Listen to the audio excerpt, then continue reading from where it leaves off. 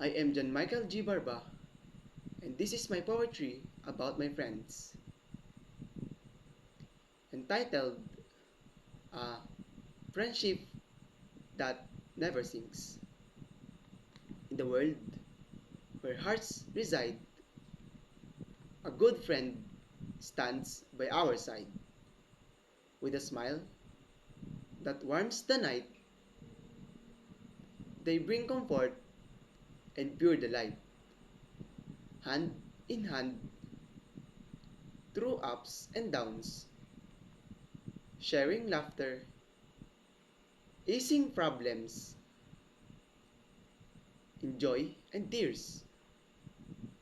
They stay near, a friend who's always here. When life's problem troubled the day, a friend's support will light the way. True secrets shared and dreams pursued, their presence brings a lasting mood. No matter how many memories are made, a friend's love will never fade. A gift of friendship, solid and true.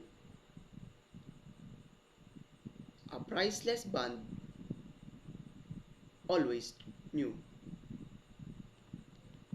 Cheers to our friends that are loyal and kind. A treasure in heart and mind. With them, we find our way together forever and come what may. And in the silent between spoken words, in comfort of a knowing glance, we have built a bond that speaks of trust. A dance that goes beyond mere chance. So here's to the years that lie ahead, to the paths that we have yet to tread. With you beside me, our friendship will be continue to spread.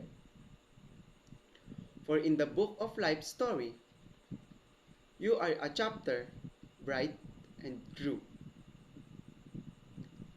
a treasured part of who I am, my heart's joy, my friend, is you.